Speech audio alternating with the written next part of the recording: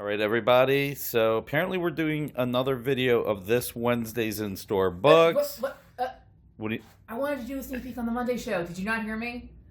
I thought I did, but... I wanted to do a sneak peek of this Monday show on the Experience. Oh, that makes a lot more sense. Yes, it does. Okay, sorry. So I have a few books that we're going to feature on this Monday show with Robbie. We're going to have Godzilla #1 by Dwayne Swerzynski. That's pretty cool. This is like some of 10 copies. This is #2. Wow. We're going to have Avengers Assemble #9 by Kelly Sue DeConnick. Also, 10 copy series. This is #9. And we're even going to have Clone Conspiracy #1 by Jim Chong. Sound good? That sounds great, actually. I'm going to buy it. We're going to have a lot of cool books, including some incentive covers that maybe you can see behind me, maybe you can't. But it's going to be this Monday on The Experience, 6 p.m. Eastern. Like us, subscribe to us, please. Please check us out. Can't wait to see you there. Hey, everybody. Welcome to Pop Culture Philosophers. It's Friday. I'm Robbie. This is Rex. Time for the Rex and Robbie Show. What's up, Rex? What's going on, buddy? So I have a little surprise for you today, all right? So John returned on Wednesday's show, as you know. And on Monday's show, you had a genius suggestion, I thought, personally, of a Spam corn dog. Yes. And so we brought it up on Wednesday. And to no one's great surprise, John's done it before and knows how to do it, okay? And had some very helpful advice and started talking about Filipino street food and that you can actually make it with the corn batter, but actual pieces of corn in it. And he said he's done it before when he was in a catering business, and apparently the popsicle sticks will not work. We will need to use skewers, he says. The popsicle stick will be too weak. But okay, join us on Monday night where Robbie comes onto our channel at The Experience. And we talk about comics, and we sell some comics, and we talk about Spam, and we talk about football, and we talk about basketball, and just about anything that we can think of. But on Monday's show, when Robbie joins us, John will be here, and we will go into graphic detail on how to make a Spam-based, and when I say Spam, people, I mean the kind that comes in a can that's processed mystery meat, not the kind that you get in your email. Yeah. And John will educate us on how to proceed with the Spam corn dog. So unfortunately, the idea was not as original as we had hoped. So nice. John's like, oh yeah, I've done that before.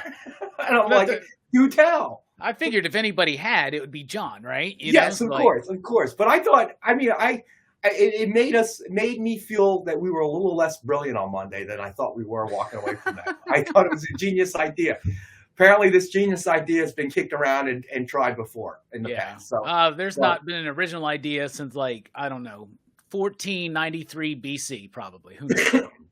You just made that up, didn't you? Yeah, it's a random year.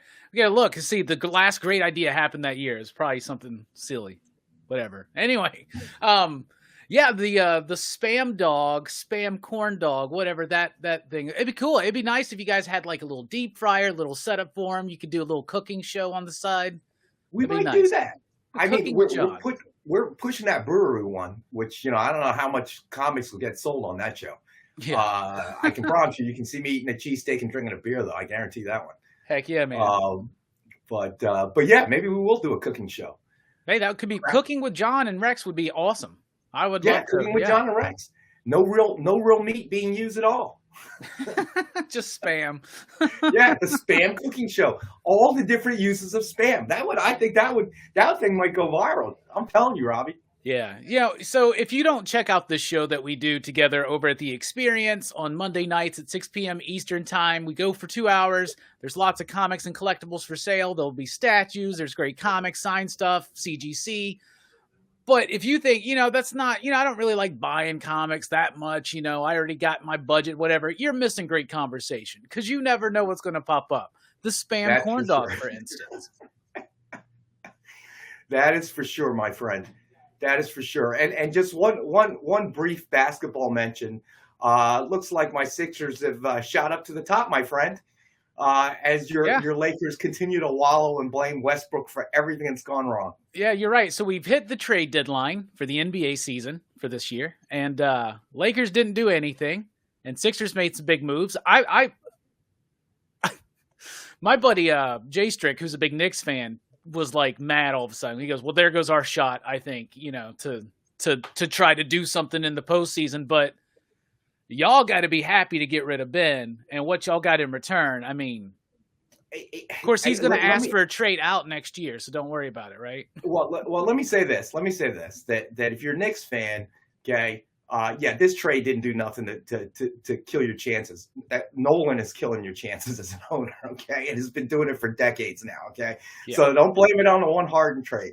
But I will say there's been some pushback. There's a lot of fans in Philadelphia that feel like too much was given away. You give up Seth Curry, you give up Drummond, and the man's going to be a free agent at the end of the season. But I look at the logic this way is I think from the Sixers standpoint, from their front office, what they're looking at is, Joel Embiid is playing at an MVP level. The man has had a history of injuries. Okay. I mean, his rookie year, he sat out the entire year. He's playing like nobody's business. He's staying healthy.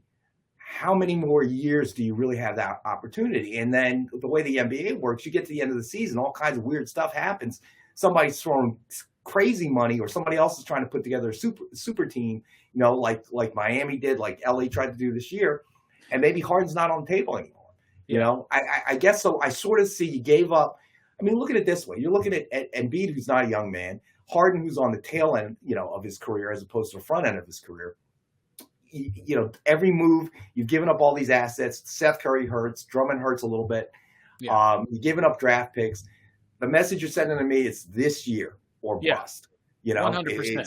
You're throwing everything at it this season to try to take the title. And let's see. I mean, we win the title, Harden maybe stays. You don't win the title, you get bounced out in the first round. Maybe Harden says this ain't the place for me either. Who knows? Yeah, because y'all gave up like 2 first-round draft picks, right? Yep. Yeah. So that 100% means like this is it. Yeah. Win or lose, this is what we're doing. Exactly. Chasing the brass ring right here.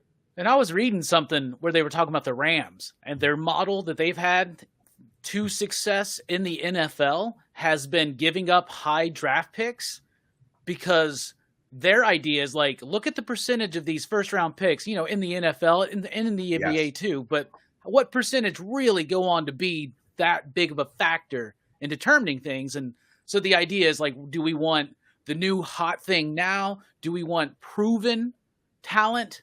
So it's like, it's a weird kind of game you have to play managing and a team. I agree with that. But I think you get more rookies out of basketball that can rise to that level more quickly. You are right. Than football. Exactly. But I will say this much. On paper, it looks like the Nets walked away with the better deal, because if they didn't do something now, they were going to lose Harden at the end of the season, get nothing, right? But I got to wonder, now you've got Ben Simmons, okay, who has made decisions from an emotional basis this season, and Kyrie Irving, who's burning lavender. I read in the story today, Harden was looking at him in a locker room, when they returned to Cleveland, he was burning lavender or something, which is supposed to take evil spirits away. And Harden's looking at him across the locker room like the dude's got 3 heads. So Harden was a foregone conclusion. Now you got those two in the same locker room. Yeah. Okay. And Durant's going to try to hold them all together. I don't know, man. That should be interesting soap opera right there. Yeah, it's going to be interesting, But on the other side of the country, my Lakers just stink. They just stink. It's so bad in LA right now. LeBron's given up on the season, so that's a bad sign for. Yeah, was it in that post game interview or something? He said no, this Laker team ain't going to win in the playoffs. I mean, that's a very bad sign if he's saying that. And you can't get rid of Westbrook. It's such a huge contract. That's such a. It was such. I was praying. I was just like, please. I should have burned some lavender, but I was like, please, can we get send him off to Portland? Can we get Damian Lillard back? Because it looks like Portland's kind of Portland's cash now for some reason. I found that interesting. So I really did find the last minute deal with Harden to be interesting, and you begin to wonder how much Joel was pushing on his end. He doesn't want to carry the burden anymore. And obviously for the Sixers, we need to get rid of Ben Simmons. The guy was a cancer. and was certainly always in news cycle here with local news in the Philadelphia area. So that needed to happen. So I don't know. Time will tell. Time will tell. I mean, that's part of it. All right, we got Super Bowl Sunday night. We do. So we'll have our post-game coverage on Monday night, I'm sure. We will. But I'm still sticking with Rams by 10. So I'm going to stick. I'm taking the Bengals by 3. Okay. I think 10 is a little optimistic given how the playoffs have gone. Yeah, you're right. So let's see. Aaron Rodgers just got MVP, right? That just got announced, I think. And of course, no brainer, Micah Parsons. Defensive Rookie of the Year. That's I agree. I agree with that. Yeah, 100%. So it's exciting. It's going to be exciting to see what he can do going forward in his career because he's just a rookie and to make that much of a difference. Well, the defense has not been the Cowboys' problem this season. We all know that. No, not so much. The defense. That's but the defense can only do so much. Yeah, I unfortunately I just foresee the same problems next season. Because I don't know how you take care of the Zeke situation. I don't know how. Who knows? Anyway, who knows, right?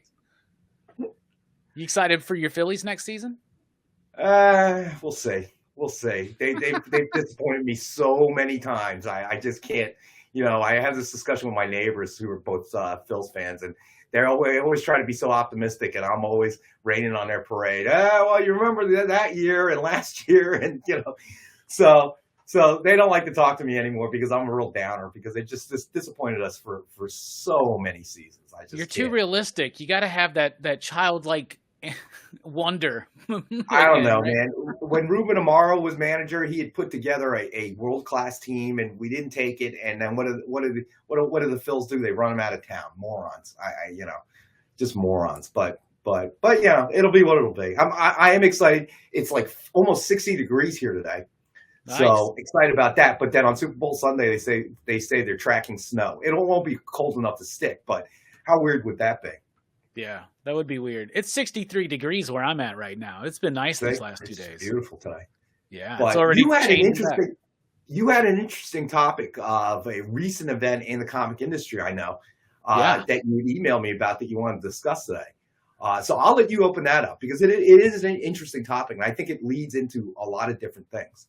Yeah, we're going to talk about something today that is very much not anything new in the comic book industry, but there have been 2 instances this week of art being swiped or art being changed by, like, say, editorial or something like that. So we're going to be talking about swiping and changing comic book art.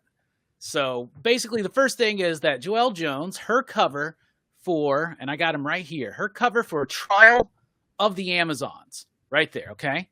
So it's this new, like, Wonder Woman-centric event, and right here we got Donna Troy and we got Cassie, Wonder Girl, up there, okay? So Cassie is pulled, look at Jean Grey from the X-Men #1 issue by Pepe Larraz. That's an obvious swipe right there, right? But then when you take Donna Troy and compare her to Polaris, and if you it's just mirrored, it's a mirrored image, you could put them right over the top. So it's a pretty obvious swipe. Now, Brian Cunningham was defending Jones and saying that there's all these reference books of poses that artists will go through. And that's why you'll see a lot of the same type poses. And I get that, but like this is an obvious swipe. And the thing is, people swipe. I think it was Wally Wood said something like, why draw it when you can swipe it, when you can steal it? Don't draw anything that you can steal from someone else or something like that, right? Using reference, taking, swiping from another artist, that's something that's usually done. The big thing about this one to me, Rex, is she's swiping from a book that just came out several months ago that was one of Marvel's top sellers. So how did Jones think that nobody would notice that? I don't know. What do you think about that whole situation? Well, here's the thing. So I'm probably going to fall more to a lean more towards a Brian Cunningham kind of explanation. I think editor of Wizard Magazine or publisher or whatever. I think what this controversy touches on is the uniqueness of comic art, comic books, as they pertain to an intellectual property. Okay, so if you're Picasso and you paint some piece and somebody mimics it and then tries to sell it as original Picasso, now there's a real fraud intent there. I'm trying to pass off a knockoff as an original Picasso, and the reason is for monetary gain, obviously. If you're a writer, and this is where I say that although they are cousins and very similar, when you're talking about books or literature, it's very different. Like, we don't care. Like, we've talked about this before on the show. There's a small base of collectors that collect first edition hardback, books as a collection, but it's not a big hobby, really. I mean, first of all, very few people can afford it. But beyond that, it's the novel itself. I think we talked about this as it pertains to Kindle or whatever, or digital comics. When it's literature, we really only care about the words. How the words are delivered to us is really not that relevant to us, okay? There's a small, as I said, a small percentage that collect actual first edition hardcovers, but again, that's a very small segment, and they're usually very, very expensive. And you're talking about, masters like, maybe William Shakespeare or, other notable historical writers. Yeah, Mark Twain, Bram Right, Stoker. so you could not take those words and reprint them without violating, obviously, the writer's ownership. But then you see that's where comics is very, very unique, and that's kind of the problem I think that we're faced with, and actually touches on what we talked about last week about Image and their 30th anniversary and the revolution that occurred during that period of time. Who actually owns it? It's you put somebody in a bullpen. It is what I call, relates to work for hire, but what I think is really kind of an assembly line kind of art. You're forced with deadlines. You have to get so many pages, so many panels down. You have to hit this deadline so it can go to the printer, or so that they can print the comics and so on and so forth. So it's so much more like a real job. And when you're forced under these deadlines to kind of perform and all right, I got to do this. Well, kind of like what Brian Cunningham says is that it is a common thing in the comic book world is that you're swiping or you're copying or whatever. I mean, there's a whole line of, and we do it here at Dynamite. Okay. So if you put the word homage on it, then it's okay. Right. Yeah. It's a commonplace thing. And under the pressure that a lot of these creators and artists, writers, or whatever, have to fulfill a deadline. Okay. It becomes I can see how it can happen. Okay. I'm crammed up. I need to get this done in the next week. Wow. I read that comic. I saw it, I start to maybe add some elements that are similar or whatever. I can see that happening. And it's not something that is new. Okay. Swiping is obviously something that's been happening in comics for a very long time. And then I also want to bring up the fact that you're talking about a two-dimensional kind of image. There's only so many ways you can pose a two-dimensional image in a superhero kind of flying around type thing. Yeah. Okay. Did she change certain elements of it, like the hair and stuff? Yeah, she did. Okay. So that becomes a real gray area now. Now, who's to judge? Well, that's okay because you called it a homage, or that's okay because it's different enough. But this is not okay because it's not different enough. Well, who's to judge that? Yeah. It's very neat what this, I guess this guy who first discovered it was from Finland or somewhere. And he did that kind of like time lapse thing. And yeah, you see the overlay. I mean, there's no question about it. She swiped it for whatever reason she thought, okay, maybe she had seen it and it was something she was drawing from memory and not realizing that had made an impression. She had read that X-Men issue and just said, oh, I'll draw it like this. Maybe she was under the gun. She was just backed up to the point where she goes, oh, let me, this looks like, and the next thing you know, you're drawing, and then all of a sudden it looks almost exactly alike. Yeah. So, I want those people out there to kind of really be careful. You have to be really, really careful what you're doing here, and it can accidentally happen. Look at music. Music is a perfect example. Okay. Well, it sounds enough, and then these lawsuits get tied up in courts, and then, a decision is finally made. And more times than not, it goes against the person who claims that you stole my music. Uh-huh. Okay? Especially if you're a big star. So, and and what are those big stars' defenses? Well, I maybe heard something, and when I was writing, it may sound like it, but I didn't take it from him. Blah blah blah blah. Back and forth, back and forth, back and forth. Yeah, And these I mean, I'm a little bit of a musician too, right? So like, I will have written songs, made a whole composition, and I think I did something good, and then all of a sudden I just go, "Oh, that's the bass line from Maneater by Hall & Oates." See, because that obviously that the music that you've heard in the past has left an impression, in your creative world. Yeah. So when you go out to write something fresh, that stuff's in there, and Yeah. I think comic book art is very much like that. So I think that people have to be careful to this rush of judgment. And here's another thing: 35 years ago, this wouldn't even be an issue. Okay, it'll be three or four guys in the LCS talking about it. Oh, you see this and see this and see this. All right, and before too long, the story's going to die.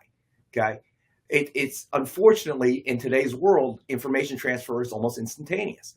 Okay, and this guy can do this because you can do that kind of stuff on your computer now, where he does that overlay. Okay, that little GIF overlay, and then he can tweet it out to the world. Bang.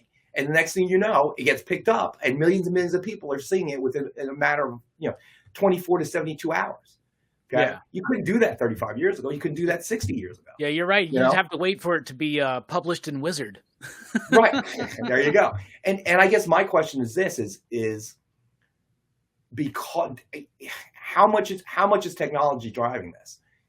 Are we creating controversies because you need those Twitter views, you need those, Facebook views or YouTube views? Are we creating controversy where there is none?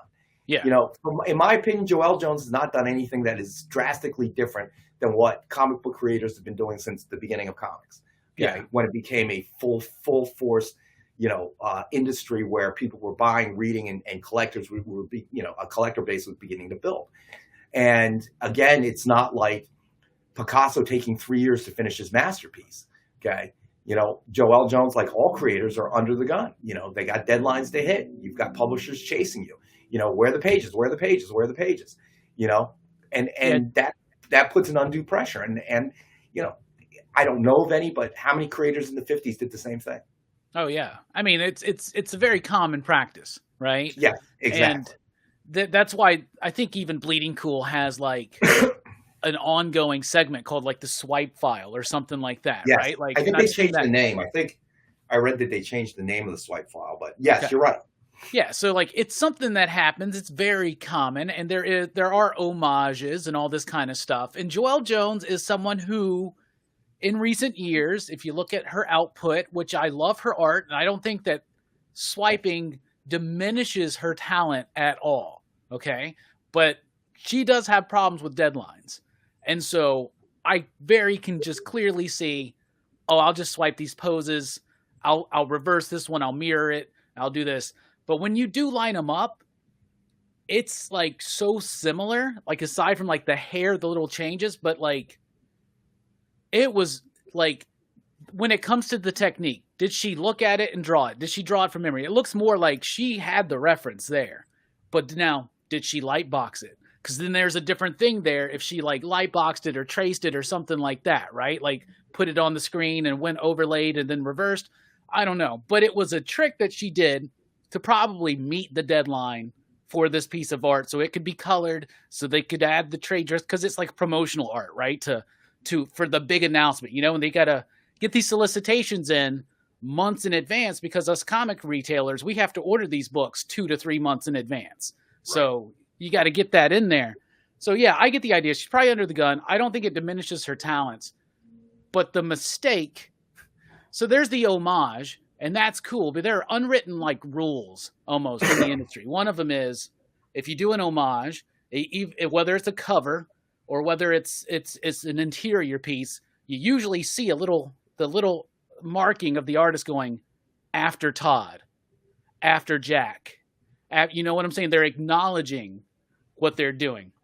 And tons of people go to these reference books for these poses. So maybe there's a reference book where these poses are exactly the same, right? Maybe Pepe Larraz pulled his there, and then Joelle had the same reference book, maybe that is the case.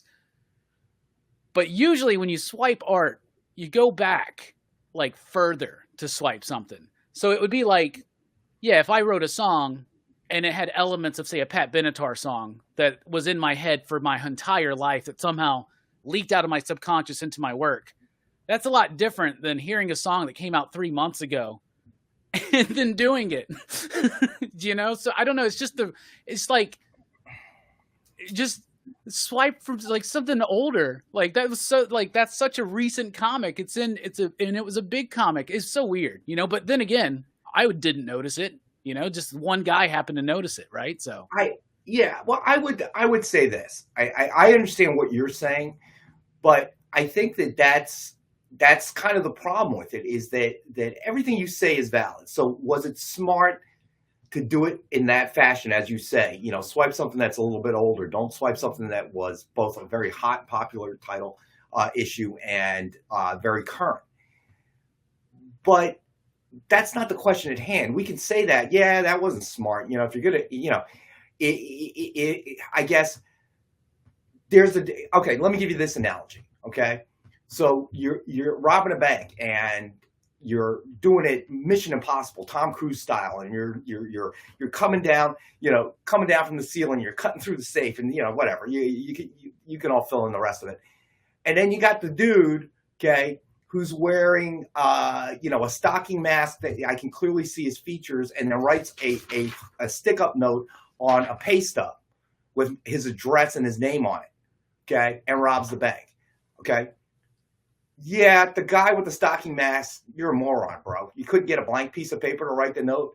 Did you look in the mirror before you put the stocking mask on, showing that we can clearly see your features? Okay. And obviously Mission Impossible dude is, you know, they'll make movies about him. But at the end of the day, they're both the same. They're either a crime or they're not a crime. So if we're going to call it a robbery, then they both committed a robbery. Okay. Just one committed it smarter than the other person. Right. Yeah. So I guess for me, the question is, if we know that swiping has been a long tradition in comics, then the commonly accepted theory is that it is accepted. It's something that happens because of the timelines and the deadlines and everything else. Yeah. So I agree with you. She's the stocking mask with the hold up note on a pay stub. Okay. In this instance. But if it's not a crime, if she went back longer or whatever, and it wasn't, you know, stepping on the rules then just because she didn't do it very smart and got caught doesn't make it stepping on the rules now. Yeah. Does that make any sense, what I'm trying to say? Yeah. I mean, that makes sense. Yeah. I mean, yes, I agree with everything you just said. You know, why did you pick it from such a popular issue? Why didn't you pick something a little bit older, you know, than a few months ago? Yeah. All right. You know, again, that's my stocking mask, and, you know, writing the stick up note on your pay stub. No, you didn't. You could have been smarter about it, and you could have avoided this whole issue. But you know, if it's okay that way, then it should be okay this way. Okay, yeah, I guess that's how I see it. I was talking about it on some show, and I was like, you know, Todd McFarlane swiped from Akira during his Spider-Man run, and nobody seemed to care. Like, he was taking just backgrounds from Akira, you know, and like, but that's something that is done. And it's just crazy because it's such an obvious one on such a more recent book where it's like, yeah, like if you ate something from a very popular image, like you would know if someone was doing Jim Lee X-Men #1, you know what I'm saying? Like just mimicking that or whatever. But you know, there's all kinds of tributes and this and that. It's just like in filmmaking where you'll see filmmakers sometimes do shots the same way as one of their favorite directors did a shot, you know, and it's like an homage. And sometimes it's just like, I'm in a hurry, here we go. Sometimes it leaks subconsciously. But that being said, Joelle Jones, I think, is still a fantastic artist. Another artist I love is Greg Smallwood. And he's recently come out and has discovered that Marvel Editorial changed some of his art in the upcoming Elektra, Black, White, and Blood. I think it's issue #2. Apparently it got flagged by their standard and practices as being, I don't know, it seemed like they thought that they looked too stereotypical Asian, these characters. So then they went in and fixed it themselves. And Greg Smallwood getting really upset about it because don't tamper with my art. If you need a change, you let me know. I'll make the change. Apparently there was a miscommunication there. The editor has since come out and apologized, saying there was a miscommunication and that the print's already, the print's already done. But in future printings and in digital, they're going to use the original artwork. But here is some of the changes they made. And so you can kind of see what they're doing there, Rex, where they're trying to change. Yeah, absolutely. Yeah, mostly. I get what they're trying to do there, but me personally, it was like if you feel like that's a little too stereotypical and you want to make a change, get in touch with Greg and let him do it, because he's the artist that you're paying to do it, and that one right there for obvious different reasons. But I want to know what your take on this was. Well, I think that this is a completely separate issue than the Joelle Jones, obviously. Yeah. And, do I think it's right to alter somebody's creation from just a moral standpoint? No. But this, I think, leads into a bigger question, which is not the question that they altered his art or anything like that. It goes back to work for hire, okay, and the ownership of what's created. And I'm not saying it should be or it shouldn't be, but I think that that's the true issue here. Now, it's nice that they came out and they apologized to him, but point of fact is, not knowing the contract that he signed, but if you sign a contract basically allowing them to do this and throw it back into the bullpen and have them make changes, then you've given up that right. Yeah. Okay. And just like swiping, this is a common practice. Like this is something that you see. Right. Yeah. This is a common practice, and it opens up a can of worms that I think leads into other things that we've discussed. So, beyond the fact that obviously, Smallwood is upset about the change without his permission, without his knowledge, without his input. And I can understand that. He's created pages of art and somebody is changing it. But that really speaks to the type of contract that these creators have to sign with publishers. Okay. So, and of a bigger issue, I think goes back to the legacy, masters of the Jack Kirbys of the world, the Stan Lees and everybody else. Who owns what? Okay. Yes, it would be upsetting as a creator to have this happen, but this is a problem that points to a much larger problem. Is that yes, that somebody changed your stuff. What if your stuff suddenly becomes $1.3 billion in revenue every year, and you ain't getting a piece of that? Okay, I know I would be about 1.3 billion times more upset than somebody changing my art. Okay, but the funny thing is, it all relates to the same problem. Okay, and how do you adapt to that? Yeah. Okay. How does the industry change? I don't know if it will. I thought the beginning of the change was what we talked about last week in the 90s with Image, and how all of a sudden the creators became rock stars, and it was, pulling some of the limelight away from the title, kind of in a sense, almost devaluing the IP itself.